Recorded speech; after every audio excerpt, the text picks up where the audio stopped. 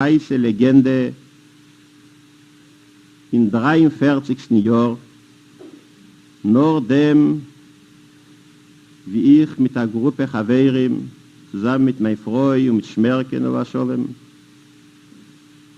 sind wir entlaufen vom Ghetto und ergreift den Wald, die Narodscher Wälder.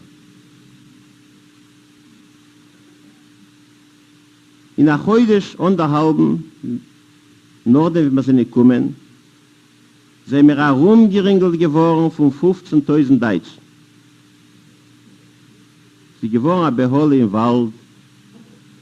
Die Partisaner haben nicht gekannt aufnehmen, dem nicht gleichen Kampf, und sie haben beschlossen, abzutreten, das zu spreiten über die Wälder, die dabei sind. Wir sind gewesen und beholfen,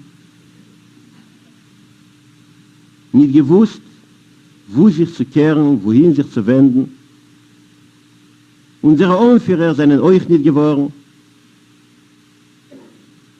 Bin ich zusammen mit Schmerken und mit meiner Frau verkrochen in die Sumpen und dort gelegen, dort sie behalten. Verwaschen die Sumpen, dafür, weil die Deutschen pflegen gehen mit Speerhint und mit Sägen. Die Speerhint pflegen aber verlieren sich bei Sumpen, bei Wassern. Die Deutschen haben der jiddischen Partisanen pflegen sie ihm zersägen. Seit mir dämmert verkrochen in die Sumpen, ich bin kalt. Ich denke, ich habe sich aufgehabt, einmal in der Früh, habe ich mir gedacht, ich habe zugeschmissen zu der Erde. Was sie gewöhnt, die Wasser von den Sumpen, seine Verfreuern geworden, Aromierung, aber am Margit in dem Kopf, habe ich zerbrochen, aromisiert die Rahmen, also wie Gloss. Sie haben mir gelegen dort nach 3 Messles und gegessen die wilde Jagdes und etliche nasse Arbeit, was sind noch gelegen in Keschene. Die Stiefel sind verfreuern geworden auf die Füße. Haben wir beschlossen, wir müssen auf eine halbe Show herauskriegen von den Sumpen, sich abdrücken in der Sonne. Haben wir geklettert, gekrochen, herausgekrochen auf der Berge und sich weggesetzt auf der Sonne, der warmen die Glieder. Mit einmal haben wir gehört deutsche Stimmen. Haben wir wieder gezeugt zurück in die Sumpen rein. Und als so kriechen die weiter in die Sumpen bis zum Hals, hat sich mit einmal der Mond mein Freu, als auf dem Berg auf Freya, wo sie getrunken, hat sie übergelassen ihr Ringele, wo sich aber gegeben Matone zu der Hasene und wo sie hat sich eingerät, das ist der Maseldig. Mit dem Ringele, ich bin 4-mal in Gestapo in der Häuser gekrochen, gewinne in Lukischker Turme, ich bin in Ponar, der Ringele hat geraten wird. Sagt sie, wart auf mir eine Weile, ich krieg zurück, ich habe gefunden von dem Ringele. Und jeder mir bewiesen, noch etwas ihr zu sagen, ist es schon nicht geworden. Wir warten 10 Minuten und 20 und eine Show und 2 und sind nicht da. Wir hören Stimmen von der Schossene, fahren Teut herum, von Gehabte, Keules, und es wird bitter. Wir proben, kriegen zurück, falle ich mit Schmerken rein in der Sumpf, wir werden schier beide in der Trunken. Koi mit Maternisch, nach Porsche herum, sind wir kommen zurück zum Berg, ihr gesucht, die Siemen, die Spuren nicht von ihr. Das davor, wir haben beide, wir werden verjährt, gemeint, dass sie ist gehabt geworden, dass sie lebt schon nicht. Und also sind wir gelegen, beide auf dem Berg, die Sonne hat sich gehalten beim Untergehen. Fällt mir rein eine moderne Sache. Auf dem Berg habe ich da gesehen, ein Bäum. Ein Pusterbäum. Auf dem partisanischen Loschen hat geheißen, als ein Bäum, als Suchastoi. Ihnen wenig Pust, ausgeheult. Ich von Verzweiflung laufe ich zum Bäum, hab unten ein Stein, und nehmen Sätzen mit den Steinen in Bäume rein. Klären dich dabei, als öfter ist sie ergens verplontert geworden zwischen den Sumpen, und sie wieder her in dem Klapp, wird sie verstehen, als wir sind da und sie wird herauskriegen. Und ich klapp mit dem Stein in Bäume rein, ich klapp und der Stein wird zerbrochen und ich werde zerbrochen, ich falle nieder, ein verschweißter unter dem Bäum und ich bleib liegen in halber Ohnmacht. Und also wie ich liege also unter dem Bäum, ein verzweifelter, ein verjährster, da sehe ich mit einmal zwischen die wilden Zweigen und wilden Kusten, wo es über die Sumpen bewegt sich etwas eine Gestalt. Es ist eine moderne Gestalt. Die Haare im Ganzen voneinander gelassen, der Körper halb nackt, im Passen Blut rinnt über den Hals, die Kleider zerfliegt, mit Derner, mit Jascherkes, mit Schlangen herumgewickelt. Was ist das? Aber bejage ja Risiko, hat sie wer. Früher bei Gemeinde, es ist ein Gespenst, es durch sich mir. Nur die Gestalten kommen nähnt er. Mit einmal habe ich gesehen, wie es finkelt auf ihr Finger der goldene Ringele. Habe ich heute den goldenen Ringele verstanden, das ist meine Freude. Sie hat Tage gewöhnt, gelegen in der Sump, und sie hat nicht gefunden, nicht gewusst wohin.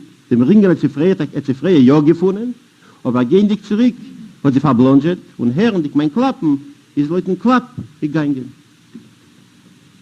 Aber damals getracht, und ich trage das bis jetzt, als eigentlich ist mit dem Dichter, kommt euch also ins vor, wenn der Dichter ist in den ganzen verjährt, verzweifelt, habt etwas ein Wort und hebt mit dem Wort und mit dem Kopf und mit dem Herz sich zu klappen und eine Täuberwand und klappt so lang, bis fällt verjährt, mit zerbrochen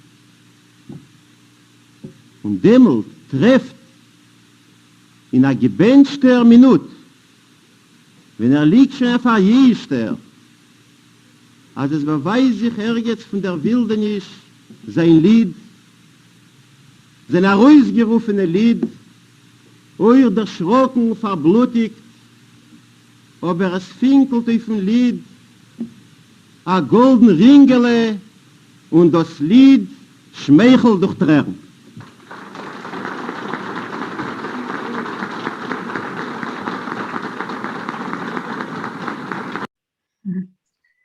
Okay, I'm just, sorry, I'm going to just get out of this and stop this sharing. So I know that was a little bit long, but I think that it's an amazing piece. I hope you were able to follow it and had no problems reading the subtitles. Yeah. So any thoughts about one of the things that's also important to say is that Sutzkever surviving the Vilna ghetto, he spent most of the rest of his life writing in a way that was meant to immortalize the Vilna, both his time during the occupation as well as before, because for him, Vilna was the center of the Yiddish world, really, and in so many ways, just the Jewish Ashkenazic world, and it was a magical place. So much of his work centers around Vilna, not all of it, of course, but most, like 90% of it. Any thoughts, questions about what we watched? It was such a harrowing story, and it's like 3 days in the years he endured. I'm like in tears. It's amazing that he could go on and write and be sane after these kind of experiences. Absolutely. And not only that, but while they were in the ghetto, his wife gave birth to their first child, a son, who was summarily murdered by the Nazis. And his mother was dragged out of her house and taken away to be shot in Ponar. So, you know, he lived through all that as well. Yeah. Someone else did I hear? Yes, Anne. I And love then I love the notion of the creative process of writing in that. I thought the use of her situation and the banging out of a word, a poetic word, or any word for, I mean, I'm not a poet, but I know from writing how sometimes you just hit it right, and the sense of light that appears when you do that, feeling of, oh my God, I just did it. It just feels right. I thought that was absolutely extraordinary, and I really thank you for sharing that video. yeah, thank you. And yeah, it captures it so profoundly, right? That creative process. Mara, yes, and then Gail. I was just going to say exactly what Anne just said. I am a poet, and I've never seen a better description of how the creative process works.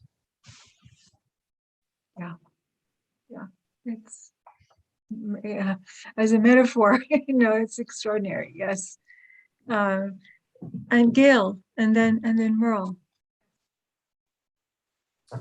Oh, we're not hearing you. Gail, you're muted. Excuse me. Good morning. I printed out the poetry so that I could reread it after this. And I'm curious, because Yiddish is what I would call a flowery language, I don't know the actual term of it, more so than English, to me personally. I just wonder, as you were translating it, could you get the depth? Because he has so much depth in his poetry. Do you think you could accomplish the depth in a different language other than in Yiddish, since this is a Yiddish class we're taking? Right. Thank you for asking that question. That is a great question. So as someone said, you know, the only thing that's lost in translating poetry is the poetry. Because, you know, one language, you can't, it's impossible from one language to the other. Sutzkever in particular is tough to translate because of all the layers, and more than that, something that I meant to say in the introduction is that he strove to make his language musical. And the rhythm and the choice of the, you know, the word choice, he sometimes coined words. It was important for him to combine the visual beauty with sound. So he invented, you know, words like Fiedelreuys. Fiedelreuys, it's one word which is fiddle rose, right? So it's you know, it's such a thing doesn't exist. It's not a fiddle, it's not a rose, right? It's this combination of sound, supposedly sound and beauty. And many other examples of this. So that is very tough to capture in English. And I mean, over the smallest poem, I've labored, you know, hours and hours and hours and hours without end. So, and I don't even think that I was able to do it justice, you know. So, you know, and so of course some are easier than others to translate. But the ones that are kind of ecstatic, like one of the things he was most known for before the war, he made his mark in a particular way. Excuse me. In those days, his compatriots, his fellow writers and poets, were writing content that included something about the political situation, right? Or some ideology that involved, politics, a different kind of world, or raging against the world that was. Sutzkever eschewed all of that. He wanted nothing to do with that, and he wrote poems that were extolling the wonders, the spiritual wonders, not just the beauty of nature. That was what he set out to do, and he succeeded in doing in several volumes of work. One of them related to one is called Sibir, and it's about, because it's a gorgeous place where he was as a child, and he translates those childhood memories of that beauty, as well as the tragedy of losing his father, into something extraordinary. And then another volume called Waldix, which you could call forest-like or woodsy. It's hard to translate just even that word into English and to convey the meaning. But those works are so beautifully musical in their rhythm and the sound that you cannot do it in English. You cannot render it in English. If you can get the meaning across and have it be somewhat poetic, that's already a big victory. Yeah. But would you like to look at a few of these poems? Yes.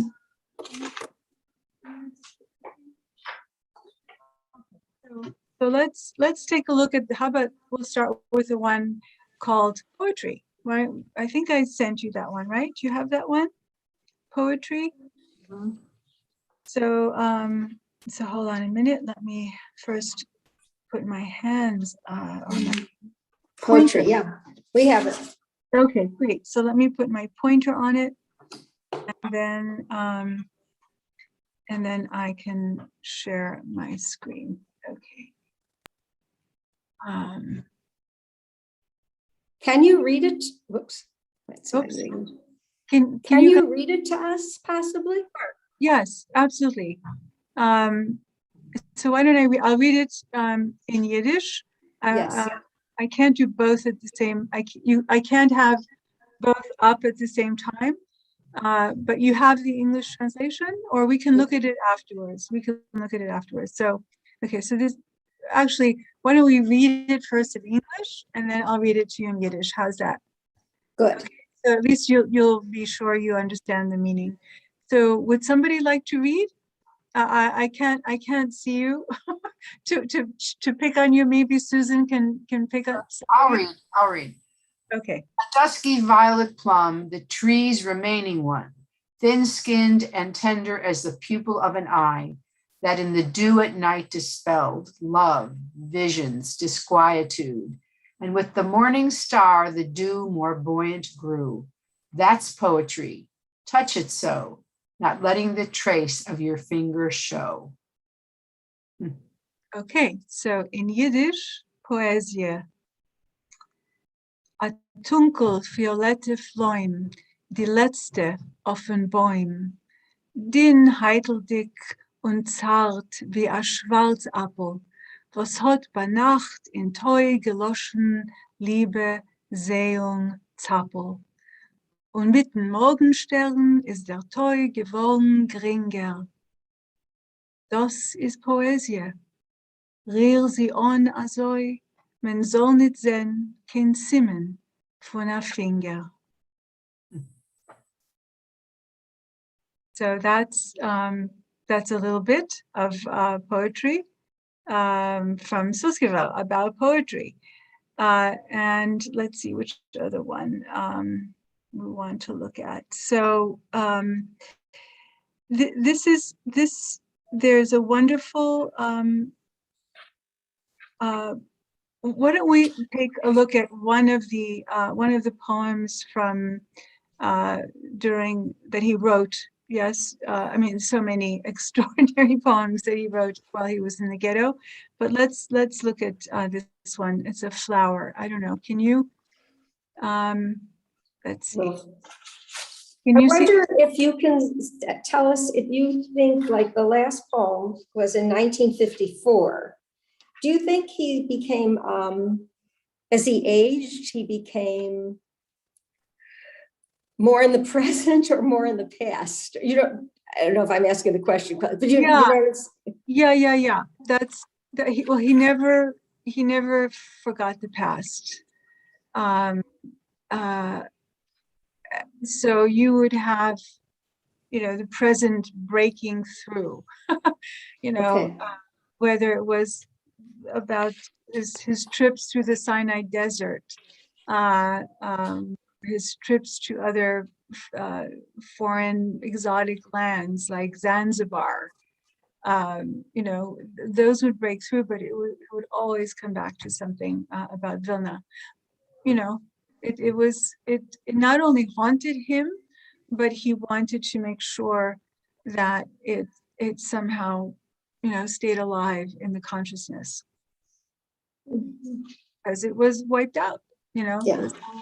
I mean, that's what I got when I first went there in 1998, that we lost not just the lives, the bodies, the Jewish lives, but we lost entire civilization. And I had never gotten that until I was there on the ground. Okay, so here is a little flower. And this is also it's just this tiny little poem, but I think it conveys so much of the experience of the time being in the ghetto. So, so perhaps someone else can read. Again, I don't see who to call on, so maybe someone can just speak up. I will. Okay. For wanting to bring a little flower through the ghetto gate, my neighbor was seven lashes paid. How dear the blue spring is for him now, this little flower with its pupil of gold. My neighbor bears his memento with no regret. Spring breeze in his flesh, he has so wanted it. Right. So that, I mean, for bringing a tiny flower, right? Someone paid with severe punishment, but there's a lot going on here. One of the things that you might notice is this word pupil, which was in the other poem, poetry. Sutzkever loved the word Schwarzapfel, pupil. I mean, it turns up again and again and again in his work, both poetry and prose. It's like, I guess it's the universe is contained somehow in this pupil. And of course the symbol, I don't know, maybe somebody else, I'm happy to tell you what all the ways in which I understand this poem, but if somebody else would like to say what they see in the symbolism here. Again, I don't see you, so please just speak up. Anybody? My neighbor is interesting to me. Mm-hmm. That's how he refers to another human being there. Right. So not necessarily his friend, right? It could be his neighbor walking through the gate. Mm-hmm. The neighbor in that regard. It could be the neighbor living next door in the ghetto. Right. We don't know exactly.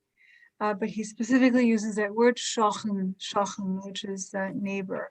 Mm-hmm. And I think it's his neighbor, going through the gate, because they were going in and out of the ghetto for work.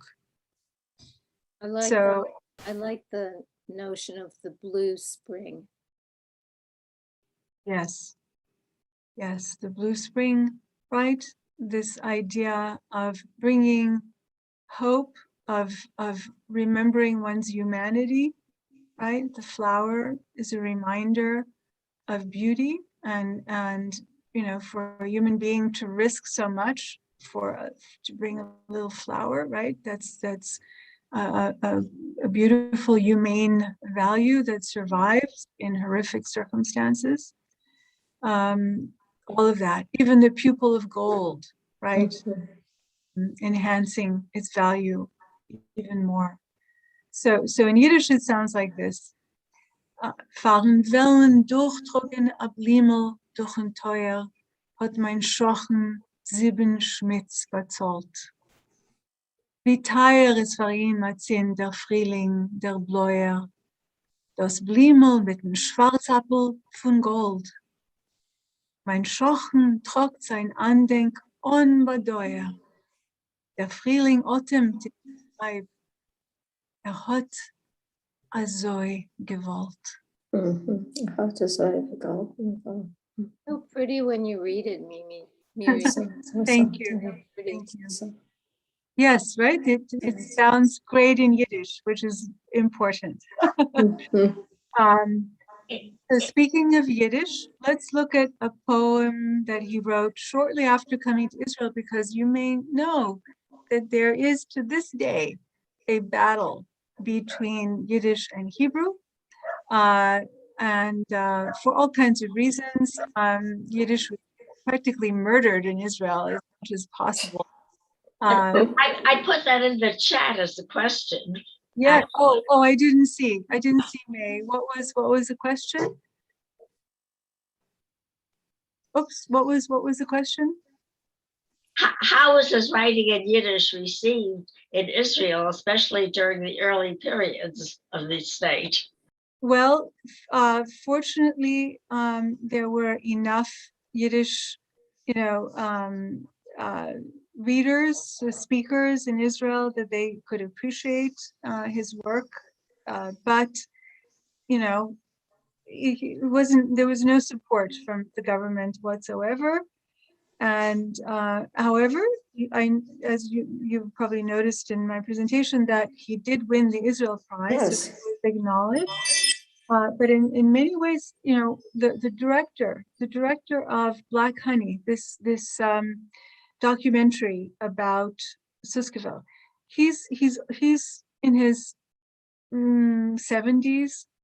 He I can't remember his name right now, but he is a incredibly well-known director of Hebrew television programs, right? Prize-winning Hebrew language television programs.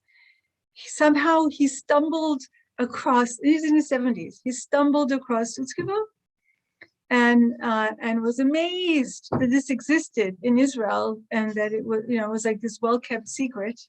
And he decided that he must make a documentary about it for Israelis, if for no other reason than to help, pardon me for using this word, humanize them more, bring back some values, some humane values, cultural values. But look how long it took him to even be aware that this man, this greatest Jewish poet, right, existed. So let's look at this poem, Yiddish, and that'll tell you something.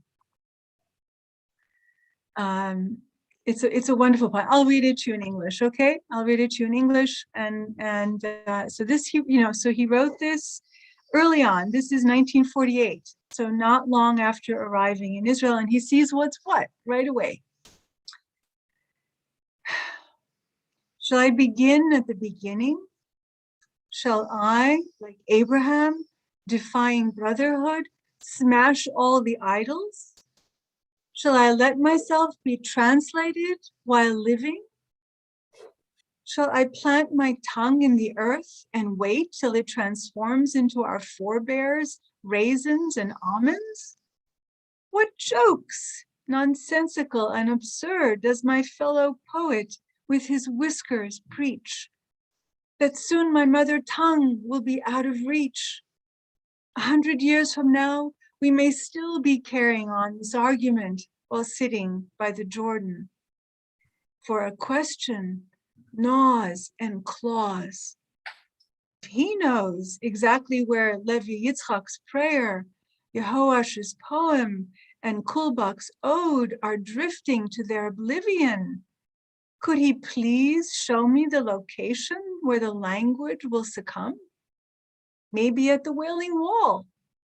If so, I shall come there, come, open my mouth, and shall, like a lion, garbed in fiery crimson, swallow the language that is passing on, swallow it, and awaken all the generations with my roar.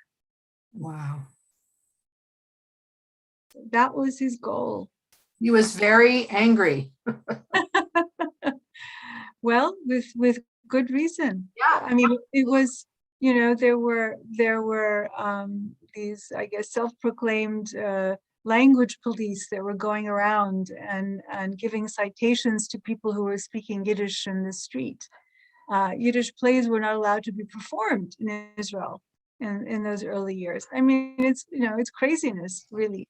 The government would support German language newspapers and wouldn't allow Yiddish language newspapers to flourish in the early years. That's because of the fear that Yiddish would take over, because it was such a much more richly developed, expressive language, and so many of the you know, survivors spoke it, that they were afraid it would eclipse Hebrew, and that, you know, they needed to establish a national identity using Hebrew, of course. I mean, the problem is they threw out the baby with the bathwater. You know, they could have kept both, but they were afraid. So And this Yeah. is at a time when Yehuda Amitai is being lauded as the great Israeli poet. Was there any interaction between the two of them as a result of this? That's a great question. I don't know. I don't know. I love Amichai. I love Amichai. And speaking of translation, if you know Hebrew and you read Amichai in the English, and you read, and you know, even with good, really, I mean, wonderful translators, Chana Bloch, you know, the Hebrew is so compact that you cannot translate it well into English. And in the Yiddish of Sutzkever, it's the rhythm of the Yiddish, you know, it's hard to convey it into English without being too sing-songy. Yeah, sing-songy in English poetry is not a good thing, but in Yiddish it's very beautiful and almost unavoidable in some ways. The rhyming scheme, you know, yeah. But yes, always this struggle for Yiddish in Israel. Yeah, Gail. I was really struck by, and this is what you should say to the orphan. Because my own grandfather became an orphan. And this really got to me. I had never read it.